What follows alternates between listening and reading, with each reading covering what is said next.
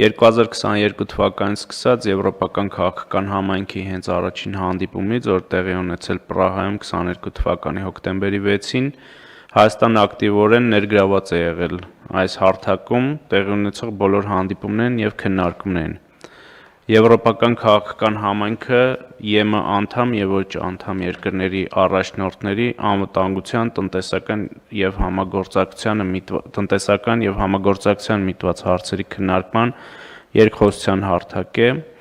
որն անց է կացվում տարվա մեջ 2 անգամ։ Գարնանային գագաթնաժողովը հյուրընկալում է ԵՄ անդամ չհանդիսացող պետությունը, իսկ աշնանային գագաթնաժողովը ԵՄ անդամ պետությունը։ Ինչպես գիտեք, նախորդ տարի որոշում է կայացվել 26 թվականի գարնանային գագաթնաժողովի հյուրընկալումը վերապահել Հայաստանին,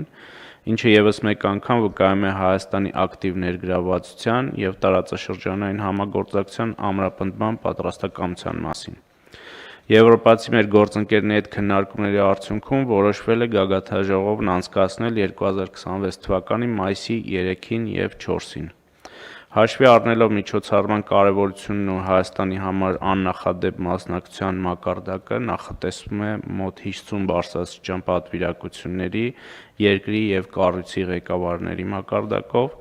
Երևան քաղաքի տրանսպորտի երթևեկությունն արդյունավետ կազմակերպելու նպատակով անհրաժեշտություն է առաջացել աշխատանքային օրվա տեղափոխություն կատարել։ Այս նախագծով առաջարկում է մայիսի 4-ի աշխատանքային օրը տեղափոխել ապրիլի 18-ի շաբաթ օրը։ Հաշվի առնելով, որ նախորդ 3 օրերն էլ հանգստյան օրեր են, հարկ ենք համարել նախապես ընդունել այս որոշումը, որպեսզի մեր քաղաքացիները կարողանան պլանավորել իրենց արձակուրդը, խնդրում եմ հաստատել։ Պարոն Հարությունյան, որի նախորդող օրերն են ոչ աշխատանքային։ 1-ը, 2-ը եւ 3-ը։ Հա, այսինքն 4-ը 2 շաբթի է, 1-ը, 2-ը, 3-ը, 4-ը Խնդրում ենք մեր քաղաքացիներին ակտիվ Երևանից դուրս ակտիվ Երևանի կենտրոնից շտապել դեպի Սևանա լճի ավազան եւ մարզեր եւ ակտիվ հանգստի։ Պարոն վարչապետ, այդ օրերին հատկապես ամսի 4-ին փոքր կենտրոնը ըստ էության փակ է լինելու, որովհետեւ ինչպես նշեցի, շուրջ 50 երկրների ղեկավարներ են այստեղ լինելու, հյուրանոցային ամբողջ տնտեսությունը զբաղված է լինելու, դրանք հիմնական կենտրոնում են, երթևեկը այստեղով է կազմակերպելու, այդ պատճառով նաև հաշվի առնելով երթևեկության ծանրաբեռնվածությունը Երևանում, այսպիսի որոշում են կայացնում։ Շատ լավ, դա հաշվի է պետք առնել նաև, որ գործընկերները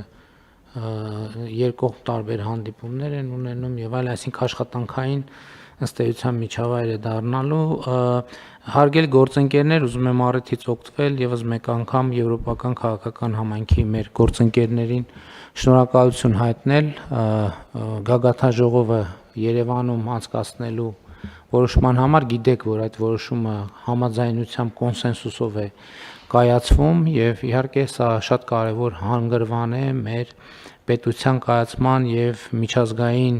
հեղինակության ամրապնդման տեսակետից եւ իհարկե կարեւոր է նաեւ, որ մենք միջոցառումը հյուրընկալենք կազմակերպչական ամենաբարձր մակարդակով եւ համոզված եմ, որ այդպես էլ կլինի եւ նման որոշումները ինչի համար են։ Առաջինը նախ մեր քաղաքացիներին լրացուցիչ անհարմարություններից զերծ պահելու, մանավանդ հիմա արդեն մենք երթևեկության հետ կապված խնդիրները շատ տեսանելի են եւ խնդրահարույց եւ իհարկե միջոցառումը պատշաճ մակարդակով կազմակերպելու եւ նաեւ լրացուցիչ չէ, բայց տենց կոմպակտ ոչ աշխատանքային օրեր սահմանելու եւ տաք եղանակը լավ տրամադրությամբ դիմավորելու համար։